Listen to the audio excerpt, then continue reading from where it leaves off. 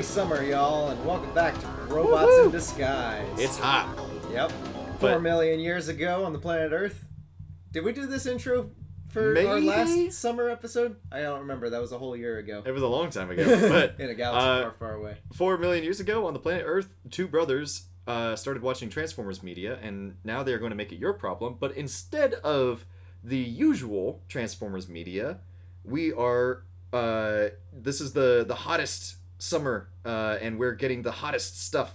It's all the new things that are happening in the Transformers sphere of influence. All of the most current stuff. Not everything current. And not everything. Even we by are the behind. Time this episode comes out, it will probably still be a little behind. But today we are going to continue our discussion of the Energon Comics universe. Yes. Or Energon Universe comics, that is. Last summer we talked about Transformers volumes 1 through 3, so this time we're going to talk about volume 4. We talked about Void Rivals 1 through 3, so now we're going to talk about volume 4. G.I. Joe volume 1 and all of its little one-off prequels. Yes, like the character-centric little one-offs. So this time we're talking about G.I. Joe volumes 2 through 3. And then we will also discuss Wild King, Cyberworld, and we'll talk a little bit about Overgear. Yes, whatever Overgear is. All right, and with that, we are going to limit ourselves to about 15 minutes for each section, and let's get started. Ba-ba-ba-da-da. All right, Energon Universe comics. Transformers Volume 4. Okay, so this is the last of the Daniel Warren Johnson run before they've swapped over to Robert Kirkman as the lead writer, and Dan Mora, I believe, is the artist who is doing the most recent comics. Very clean work. He did a lot of work on like Superman and stuff for DC. Very classic Transformers look. I haven't read any of that yet. I have not either. But this volume 4, what a fantastic way to kind of wrap up most of the story, while still leaving open room to continue the story. This feels like a good if you were going to stop reading the comics, you could easily hop off here. This feels like a train stop, because all of the themes and storytelling elements that were in play from the early stuff feels like they come to a head here. Not the most conclusive head, but this feels like the end of say an arc in Dragon Ball or something, where it's this feels like a complete arc that leads into more storytelling and stuff. And holy smokes, it's apocalyptic. yeah. I mean, cities are coming down and all sorts of stuff happens in there. I like that Transformers as a comic run. They've done such a good job at keeping Transformers, Void Rivals, and G.I. Joe very interconnected but never necessary to each other. Yeah. They inform each other.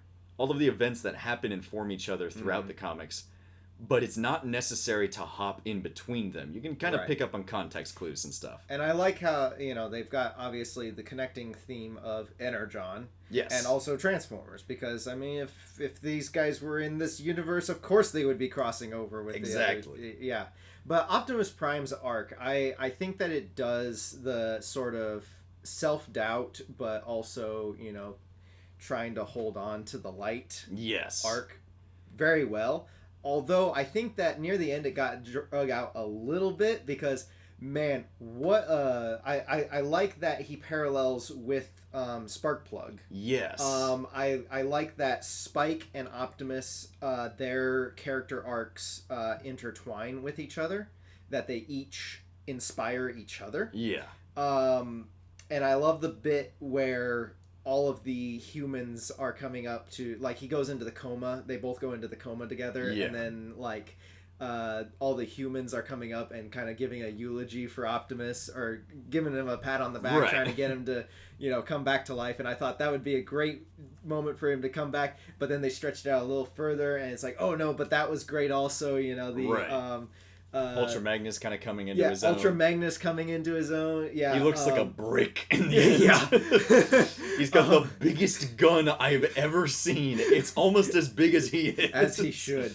Like I feel like every iteration of Ultra Magnus has a bigger gun than the last one. Yes, and he gets blockier and blockier and blockier. And IDW had a bigger gun than Dreamwave. Dreamwave had a bigger gun than G1. Yeah. Anyway. I guess you'll never beat Ultra Mammoth though. Oh yes. Being a redeco of Big Convoy, he literally has the biggest gun. The biggest gun. Anyway, but yeah,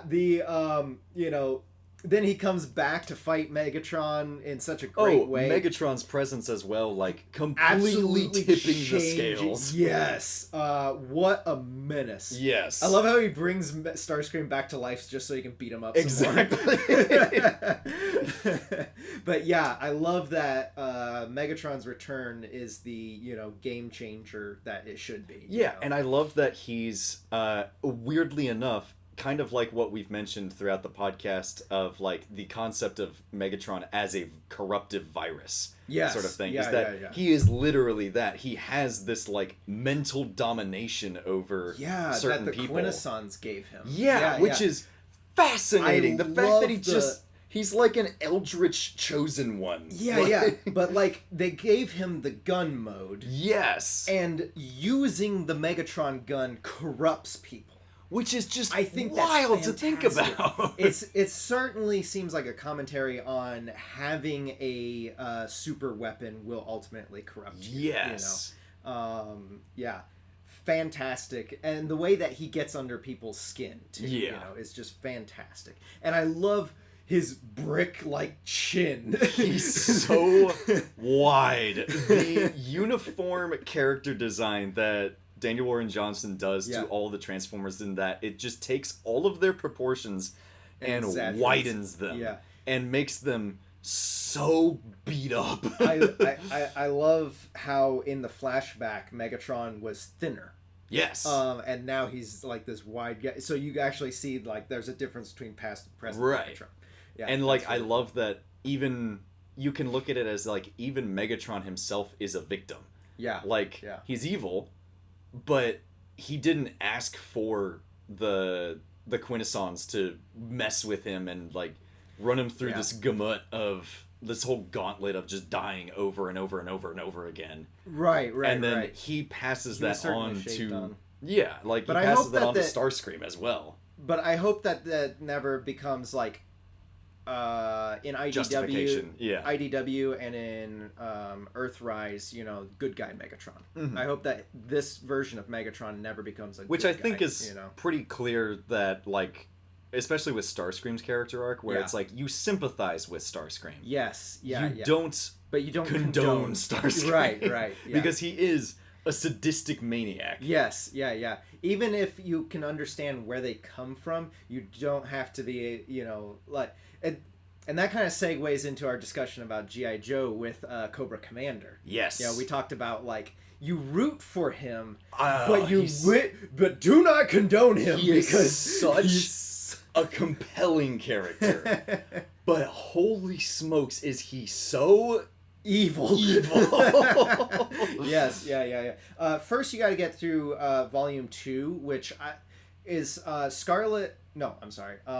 Baroness and CoverGirl go on a sort of a girls' night... girls' night out. Girls' night fight against Major Blood, who's back. Which is fun. Yeah, it's fun. I was a little lukewarm on this story. I like Raptor as a character, just this freakish bird man. He's such a dork. Just a corpo who decided to LARP as a bird. What a dork. He's so incredibly edgy, and I love him.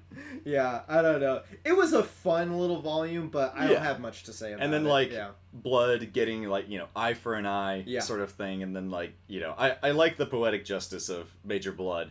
And then him getting looped into Cobra in the next volume, which...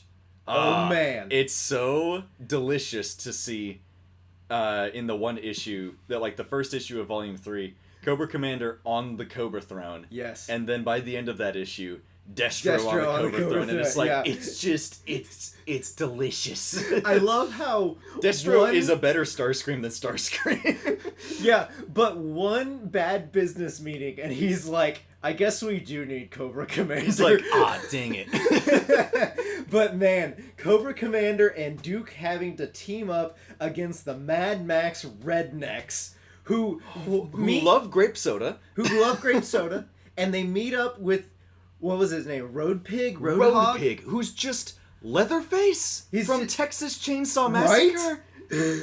What is going on? That whole issue was just a lot of twisted turns that whole volume was just a lot of twisted turns of, what is happening? It's insane. Yes. And just Cobra Commander going nuts on everybody. And then turning the tide by just like talking them into working with him. Yes. He's so what is compelling. happening? And Duke just being an absolute nut also. I think that's my favorite thing. And they we kind need of information. We need him. And then Hound shirtless maniac. Yes. Yeah. I think my favorite thing with Duke and Cobra Commander, which they kind of touched on in Volume 1. Yeah. At the end of Volume 1 with the confrontation at Mars Industries, is that they are the same coin. They are two sides of the same coin. Duke is an absolute maniac who will do anything. He will throw himself into anything to serve the greater good. Right. And Cobra Commander is the exact opposite, where it's like he will do anything to serve himself. But they are literally the same person, just in different directions. Right. And it's told visually through like so many like 2-page spreads of like symmetry with their different actions, like with them jumping from car to car, and it's like beautiful arts, beautiful layout, the colors.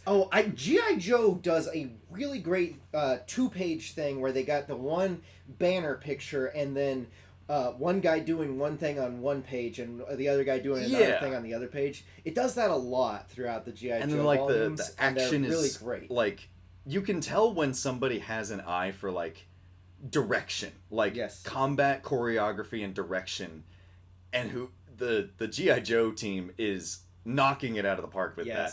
And then the colors are just this beautiful, like dusty, like neon 80s color palette that's still like in line and realistic somehow. I love it.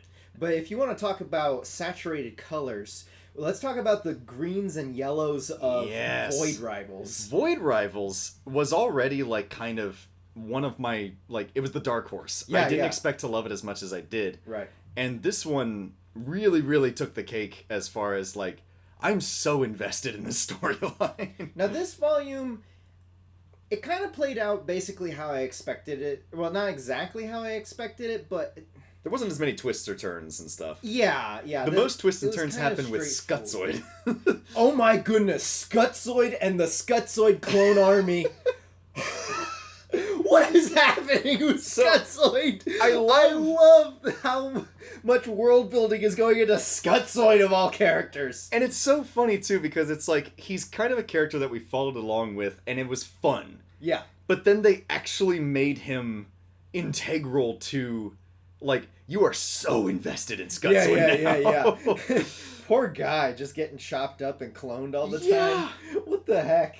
Like and then Skutzoid Prime or whatever he is, hilarious. He's like the Thanos of Skutzoids. And it's a masterclass of he's so wide. How you adapt something that comes from like a source material that is a cartoon to sell toys. Yeah. How do you adapt it into a meaningful story that stays true to the spirit of that while expanding it without straying too far to the point where it's like kind of unrecognizable? Yeah. And it's, you take something that was really, really simple at first and just expand it in a very distinct way. Yeah. But it's still like, it's a tubby lizard man with a keyhole belt and stuff. Which I still think is a chastity belt. Which is funny because it's also like, that's his body? Yeah, the clothes regenerate with him. Yeah. But yeah, so the speaking of bodies, the Energon ports on the people who live on the the ring world. Zeta and Argonia, I believe, is what they're called. But the gearing... triangle people and the square people. Right. The shoe heads and the pot heads for all you VeggieTale fans out there. Oh my gosh, they are. Same color palette too. Right. So they come together, and I thought that was a pretty basically it seemed like a gag almost, that you think that the one guy in the that he's the cyborg man, he's converted, you know, like I've seen the error of my ways. Right. Yeah, I've seen the error of my ways. We do need unity. Unity by taking over! Yeah. So he launches a whole-scale assault. But all they needed for unity was just for the two species to get close enough. Or they're the same species, but different races, or they're like different people. Positive groups. And negative polarities of the same thing. And they just needed enough of them to get together to count as but then it's, unified. I did not like how Zerta did not spell it out, like, look, I just need a bunch of people together to, you know, it doesn't matter if it's war or something, you know. I get that she's trying to like manipulate people, but I think that is kind of dumb the way she went around.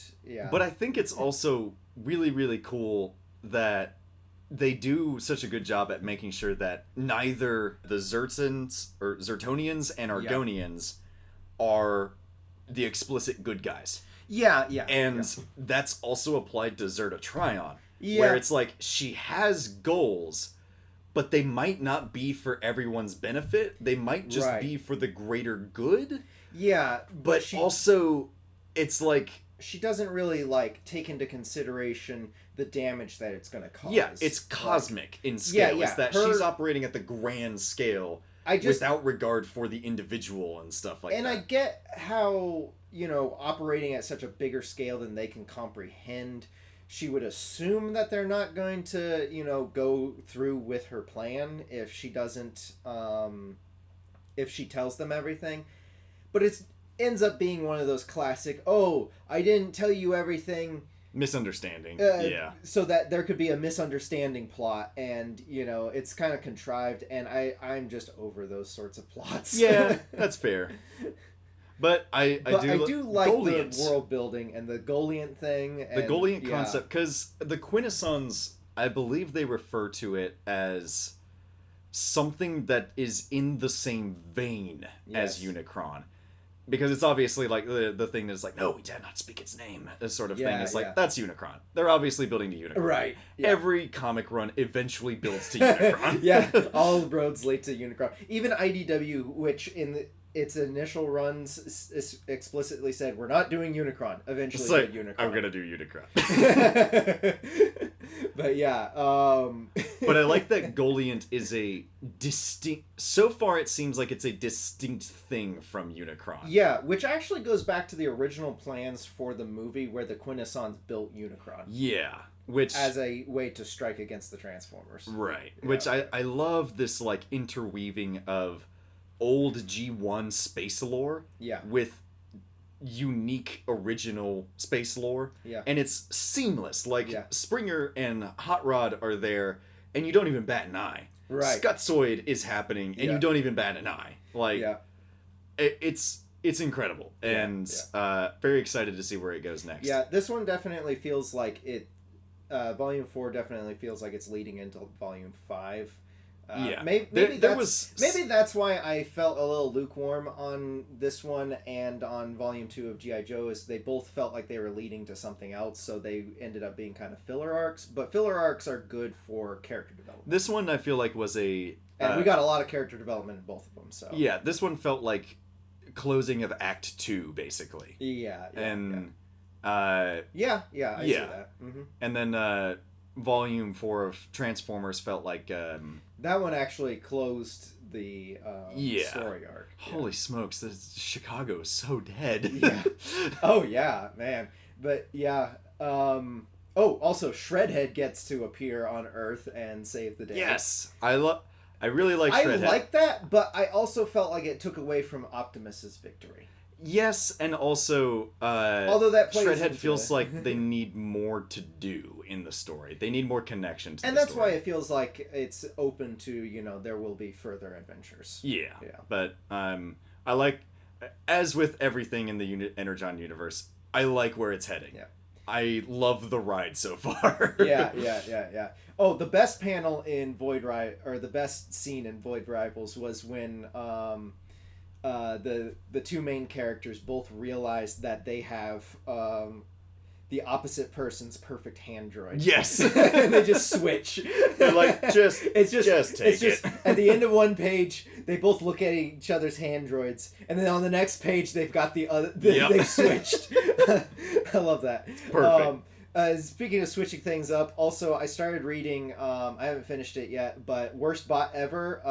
Yes, Ballpoint. I haven't read that yet. Yeah. It's just kind of a funny little comedic comic. Yeah. I like the silly art style. And it's just about this little goofball who's on the Decepticon side and thinks he's the best guy ever, and everybody hates him.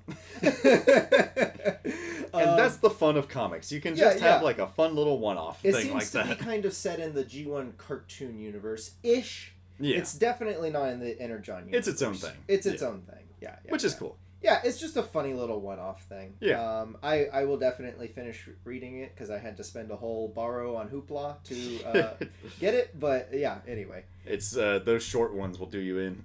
Yeah.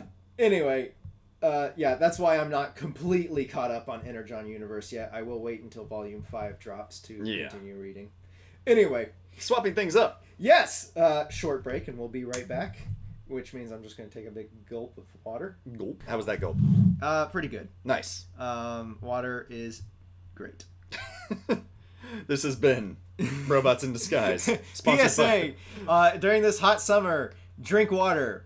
Or if you're in the southern hemisphere and it's cold out right now, also drink water. You don't realize that you need it, but stay hydrated. This podcast episode has been sponsored by Big Water. Big water. For all you Land Before Time fans out there. Oh, yes. Sure need a big water. All right. We went overtime on that, so we'll be a little quicker on this one.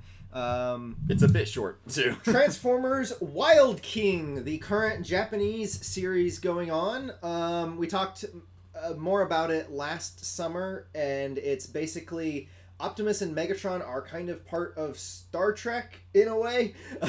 Yeah, and also I don't know what Autobot and Decepticons have to do with in this universe, but Optimus and Megatron crash land on the Wild King planet, and Megatron teams up with dinosaurs to steal the power of the world, the elemental powers. Yeah, it's very Beast Planet from Transformers Cybertron. And Optimus teams up with modern day animals to... Not literal animals, but Transformers who turn into these animals. We get the reincarnation of Long Rack. Yes, as somebody else. A different person now. But yeah, so they can combine, kind of Combiner Wars style. It's very Power Rangers in its story structure. It's very Scramble City, the way that, every time that Optimus and Megatron kind of form the core robots, and then the local inhabitants form the limbs, and every limb gives them an elemental power. Yeah. So Optimus goes around meeting people. I like that not all of the dinosaurs are evil, and I don't think the dinosaur characters in general are evil. They just admire strength, and Megatron also admires strength, and that makes them fallible. Makes them prone their ideals fall in line with Megatron, but not because Megatron, they're not evil. I wouldn't say Megatron, even though Optimus and Megatron have the Autobot Decepticon logos, I don't think that their ideologies are Autobot and Decepticon.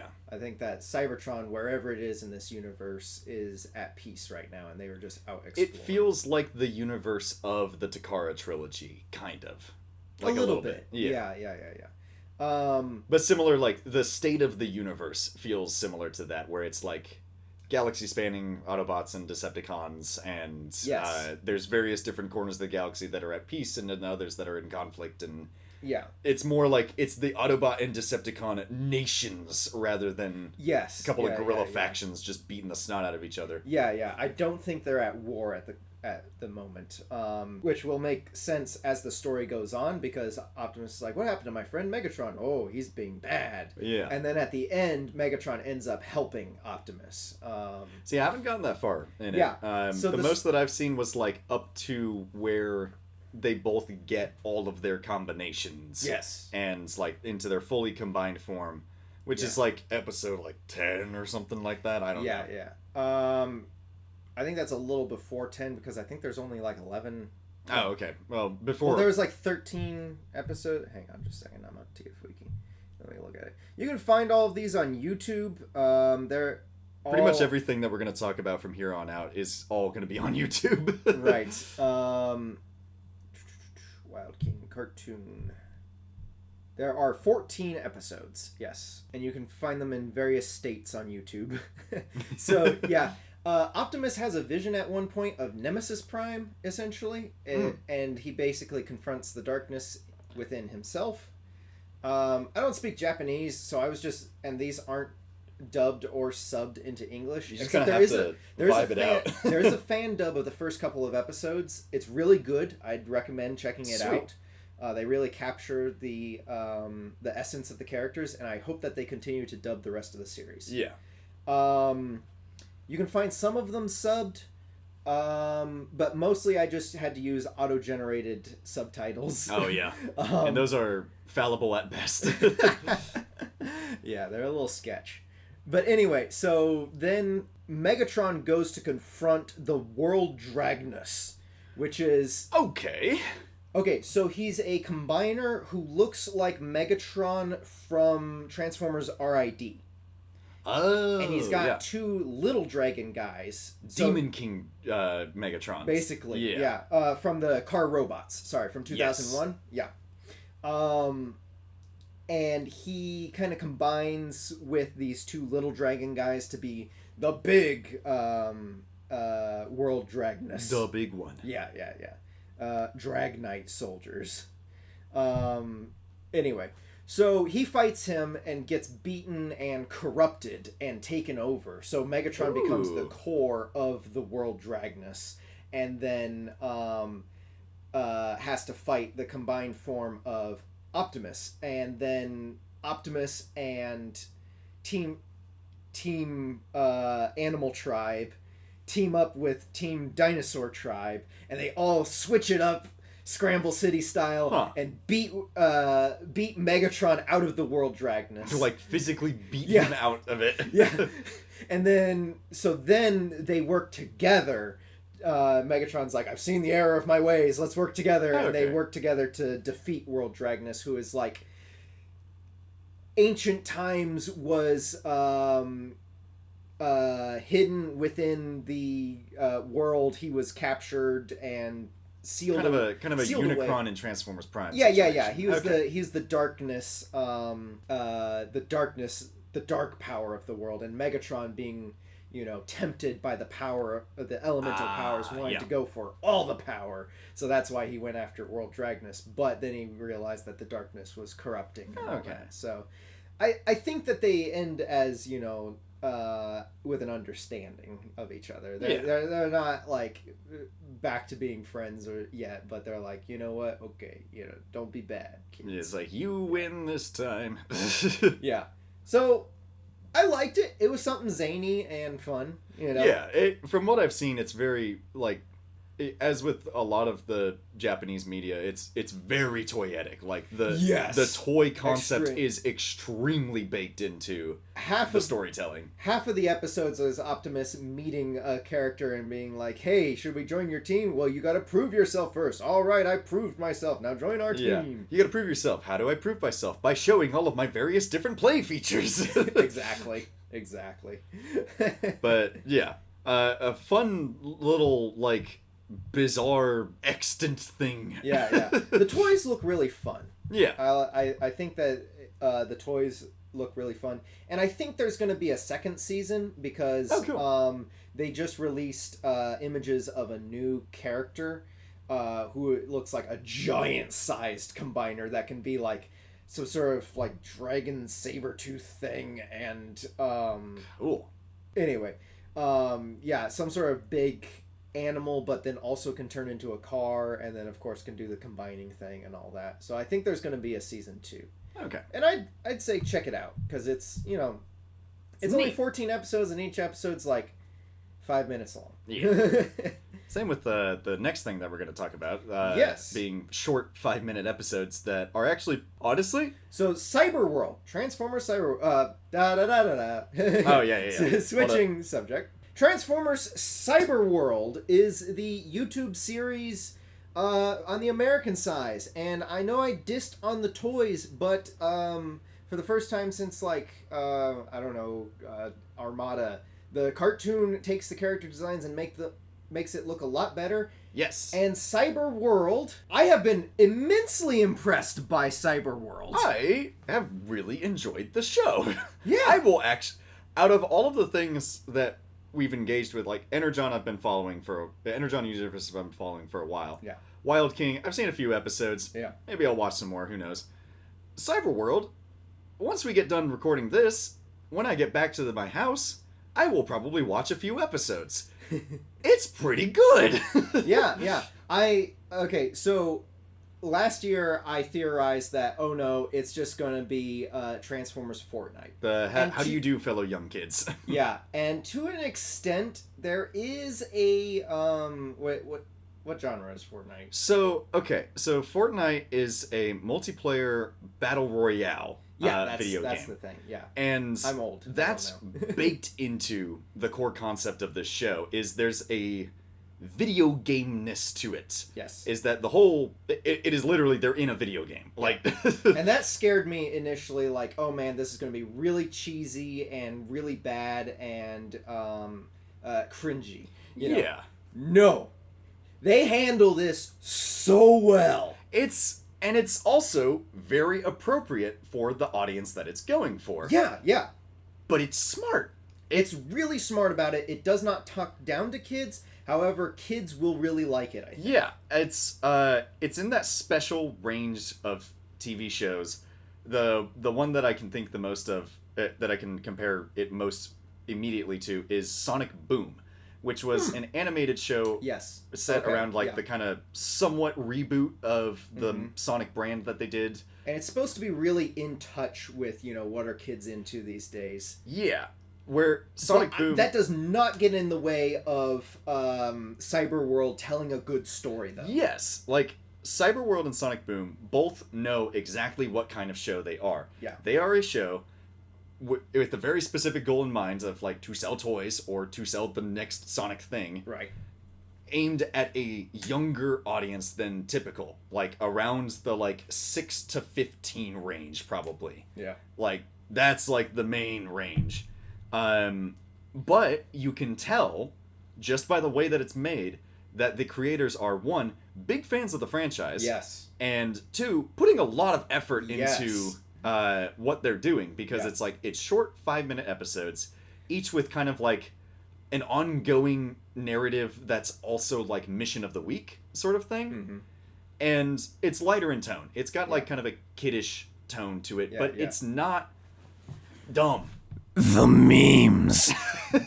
There's so many meme references through this show. But it's done... Yeah, there's so many, modern and classic memes referenced throughout this show, yet it's done in a tasteful way where it doesn't take you out of the show. Yamcha death pose. Yeah. Peter Griffin death pose. Just in the first episode, Bumblebee does both of those death poses. And it's like... Akira bike slide. Yeah, if you know the meme, you're going to laugh because it's a meme. If you don't know the meme, you're going to laugh because it's just funny. Exactly. And it's it's not going to take you out of the show if you don't know the meme. Yeah. Yeah. And I think the important distinction is what makes this stand out is that it is still in line with the core character tenets of each character. Yes, all the characters are in character. Even though Optimus Prime is a little bit more whoa, what's going on sort of thing. Yes. They even get the self-doubt arc in Optimus. But he's... Why is every modern Optimus so self-doubting? Yeah. Bayverse really did a number on him. Just the whole concept of Optimus. Right. But, like, even though Optimus is way more, like, kind of a cool uncle than anything else. Yes. Bumblebee's the jabbering, you know, comic relief goofy character. Yeah. Alita 1 is, like, the girl. Well, she's not just the girl. She's that, you know, like, hey, this is what we need to be doing. Yeah, sort of, mission-focused, right. Which tough is in line person. with her original character and a exactly. lot of recent versions, They're too. simplified versions of their core character concept. I wouldn't say simplified, I'd say distilled. Yeah, they're a very straightforward version of their character concept. That's appropriate for the show, and it's weird because as I was watching it and more was being revealed, like, you know, okay, this is like the general structure of the show. Yeah. They have like a Fortnite map where it's like all of the like drops and stuff, and it's like there's buffs and nerfs, and there's distinct zones that have like different like drop rates and stuff. Yeah. There's like a city and a desert and a jungle and everything. Mm-hmm. Yeah. I was like, what is this reminding me of? It's obviously very Fortnite. Mm-hmm. Hunger Games. It's an example of a lit RPG story where the narrative is pulled from the gamification of like storytelling and stuff. Is that it's about the narrative progression is leveling up and advancing in the world, understanding the world, and so overcoming like, the rules of the game, basically. Like Sword Art Online, or Sword Art Online, Dungeon Crawler Carl book series, and there's a whole host of lit RPG things. But Sword Art Online is a good example of, like, you know, that's an isekai that follows like kind of a lit RPG progression and requires game terminology to engage with the story. Yeah. Which is perfect for a kids show. Right. That it's like kids play Fortnite. Yeah. And if you don't know game terminology, you're not going to be lost watching. Exactly. Like the leveling up and everything like that. It's not it's part of the story, but it's not integral to the story. Right. And it plays into the toys. All of the toys have this like tech spec info card stuff, which has been a part of Transformers for a very long time. Right. Yeah. And the and it once again, it does not get in the way of it telling an engaging story, because part of the overarching story is like they don't know how they got here. Yeah. The Autobots and Decepticons were at war on Cybertron, and then something happened, some sort of decisive battle between Optimus and Megatron, and then they ended up in Cyberworld. And everybody ended up waking up there, slightly amnesiac. And then like at different times. Yeah. And Optimus's character arc is like, he is a good leader, but he's got that self-doubt because he thinks that he caused his people to be trapped in here. You know, and that's a character arc that is still going on because they still don't know how they've gotten there yet. Yeah. I'm totally caught up with the show as of end of March. Yes. No, sorry. End of May. I've watched a handful of episodes, so I'm just going to bullet list some of my favorite highlights. Yeah, go ahead. Grimlock being Russian is it needs to be a character mainstay now. But not his mouth. I do not like when he takes his mask off. I didn't realize he took his mask off. Dang. It's creepy. He also takes his visor off at one point, and it's even creepier. He's so strange looking. Snarl being Optimus also takes his visor off at one... or his mouth. I've also seen images of Bumblebee where he like evolves into his Transformers Prime version or something. Yeah. He gets an upgrade, a power up that gives him a different body shape, and also he can do the battle mask from Transformers Prime. Wild. Yeah. Snarl being a little guy that rides on Grimlock's back. Fantastic. I love Snarl because he literally his meme character is, I studied the way of the blade. Yes. Megatron's Bull Knight aesthetic weirdly works way better than it should have. I love that Megatron turns into something other than a tank. Yeah, and it's like he kind of looks like a medieval knight. Yes. And it's pretty cool. Scorponok being like this kind of like big boss sort of thing is such a cool concept. Mirage having his G1 trader aspect, even though he's like he's more of just a free agent. A jet. Yeah, which is cool. I like I like that they're doing different things with a character, but he's still the character. Yeah. King Starscream ruling over an empty city dedicated to his greatness is so good. His entrance is pure cool factor. And of course, Cajun Galvatron. Oh my goodness. I love what they've done with Galvatron. He turns into a dragon. He's not... Junkion Dragon Galvatron, who's a Cajun Mad Max warrior. Vampire. What the heck? Yes. This is so good. yeah. And then he gets his... Once he drains their power, he gets his, like, purple dragon form. Yes. And what's so interesting is that he is not an evolved form of... So, number one... He's a distinct character from Galvatron. Being kind of his, like, weird guy energy kind of goes back to Galvatron from the cartoon being crazy, you know? But also being a distinct character from Megatron. Is he from the future, like in the Marvel comics? Or is this Beast Wars 2 Galvatron? Because he was also a purple dragon. Yeah. And a completely distinct character from Beast Wars Megatron. There are some absolutely unhinged character picks for this. Skybite is with a wheels. Shark with wheel. Skybite being this like homicidal, like, I don't know, possibly cannibal. I don't know. Like it's everyone. It's a bit of a departure from his haiku writing days. True, but wild. I like this guy. He's a shark with wheels. It's the best thing they've done with this character. Wheeljack is a blend of Transformers Prime Wheeljack and G1 Wheeljack. Oh, so cool. He's an inventor, but also like this cool, tough guy. Oh, okay. Yeah. I haven't gotten to him yet. I cannot tell if RC is... I think he and RC are just really good friends, because I think that she's got a thing for Optimus in this. Yeah, I'm not sure. And they were roommates. Not RC. Oh my gosh, they were roommates. Elita 1. Ah, okay. Yeah. Not RC. But yeah. But yeah, they have to go on a whole quest to find him, and then it turns out later on Arachnid was part of their team also. Oh. But yeah, she just showed up, and she's like a combination of like Transformers 1 and Transformers Prime. Cool. No, I'm sorry. She's like Transformers 1 and Black Arachnia from animated, because she's kind of gone feral since she's been in Cyberworld. Yeah. She just showed up in the most recent couple of episodes. But either way, any interpretation of Arachnid is just going to guarantee be some kind of crazy. Right.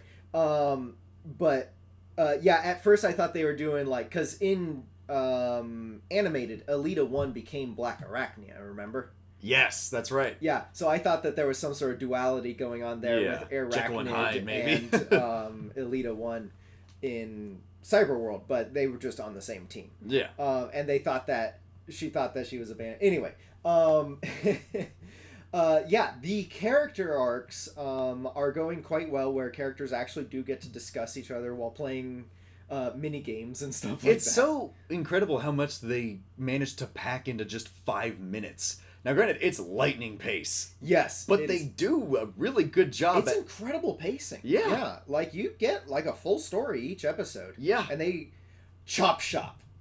He's an Insecticon who's just this little gremlin who like helps people but then also betrays them, and like he's amazing. You're gonna love him when you get to him. He's like Gollum and Gurgi from the Black Cauldron. What the heck? Yeah. He's great. That's wild. I did not expect Megatron to die in the battle against Scorponok. What? Yeah. So first, they got to get past Scorponok to get to the ship to try to escape Cyberworld, right? Yeah.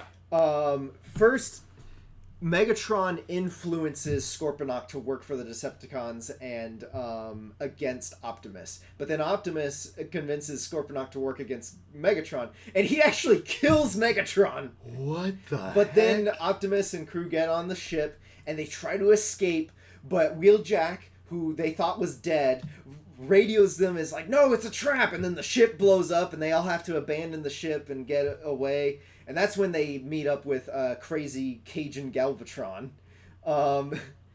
Okay. Dang. Or it might have been before that. I don't remember. Because I skipped ahead to right. see Galvatron because I heard of the absolute insanity That's that his character was. That's one of my favorite episodes. Is when it's they meet good Galvatron. too. It's like a little mini horror episode and stuff. Yeah. That's one of the best episodes. If you're gonna try any episodes, start with the one with Galvatron. I think it's like 12 or something like that. So then they gotta go underground into the Starscream city and find Wheeljack, and they gotta figure out what's going on with him. And then they got they're trying to resolve character conflicts between all of them and gain more energon and more trust with the different characters. And Mirage is constantly switching sides just to whoever's most advantageous to us. It's a great little story. I've been enjoying it. The thing I hate about it most is the clickbait titles. Yeah, and they have to change it like 3 or 4 times to like get it at the front of the algorithm. Right. It is because it's within like the YouTube. First day of it being uploaded to YouTube, it'll like change titles multiple times. And they always release them as these 20-minute things with it bunched up with other episodes and stuff. And it's like, just give me straightforward the main episode. There's a main playlist that has all of the official episodes in order in their 5-minute chunks as like they were originally made and stuff. It's not updated quick enough though. Yeah, they take their time. Yeah. But each episode is released by itself like a week later. Yeah. And then TF Wiki has the official titles for each episode. The production titles. Yeah. They're much better titles. But yeah, the acting's good, the characters are good, the story is pretty decent. It's got a lot of humor in it that I really enjoy. Yeah. Because it's funny without being too obnoxious. There's some bits that go on a little bit long. Yeah, there's a few bits that will skew cringy. Yeah, but that's just, it's a kid's show. That's part of the game. Yeah. It's a YouTube kids show. Not YouTube kids, but it's a show on YouTube for kids. Primarily for a younger audience. To sell toys.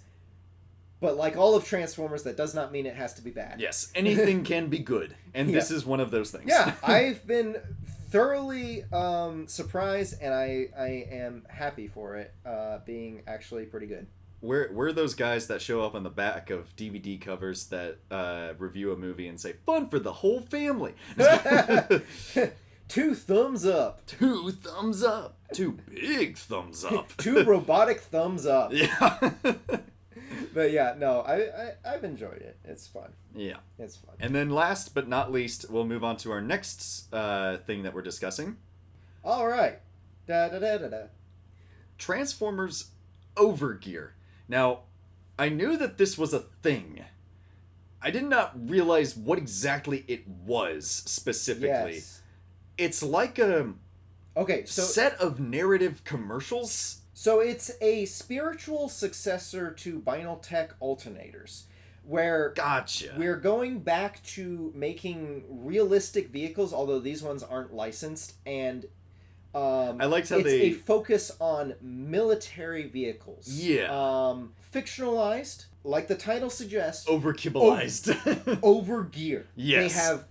They have a lot of 5mm ports, so you can attach as much weapons to it as you want, which becomes their Overgear mode. Yeah, which they kind of like the design and like functionality of them, and like the way that they're animated in these little commercials and stuff. Oh, this is Japanese, by the way. This is Japanese exclusive. However, you can buy them through HasLab, I think, for an exorbitant amount of money. But they felt very Gundam-like in the way that they're presented, and like the weight of them, and like how they equip their gear and stuff.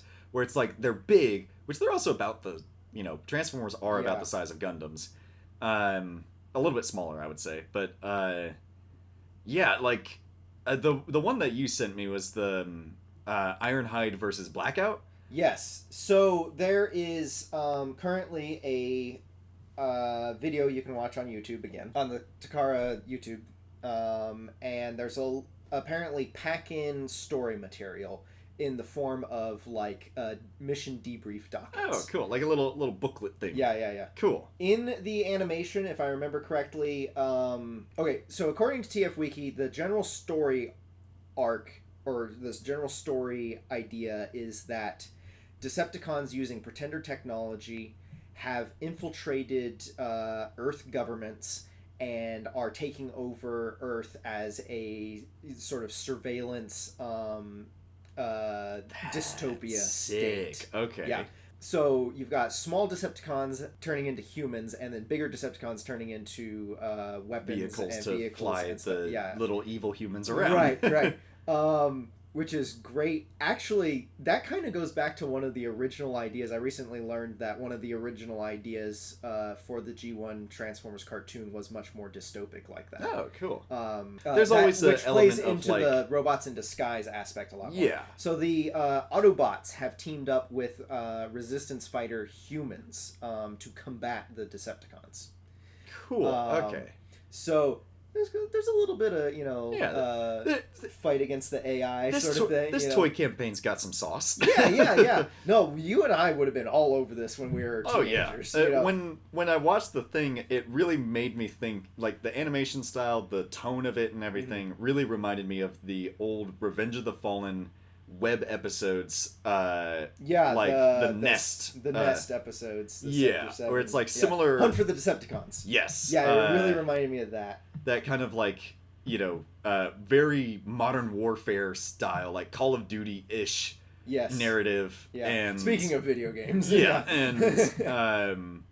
But also like these the are design. Definitely geared for sort of military tech nerds. Yeah, that kind of like, it feels very like teen to adults range of like, right.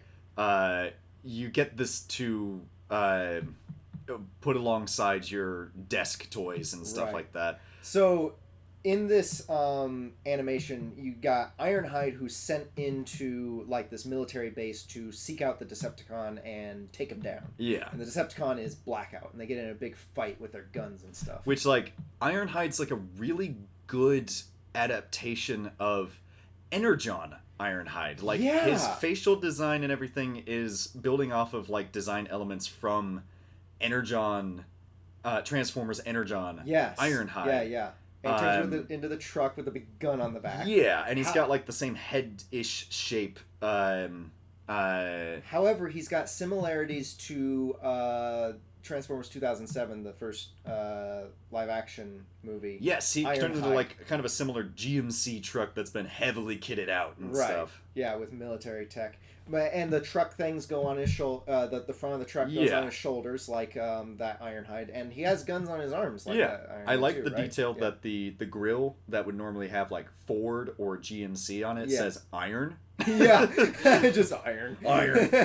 Great disguise there, buddy. He has a minigun, like a gigantic minigun. So I like to think that he's sort of the grown-up version of Energon Ironhide. It cracked me up though that like every single time that he was hit by a tiny little bullet, he was like, ugh! Like, it was like, so he's getting hit by a minigun. He's just like, it was like every single like little like 9mm bullet was just like, oh!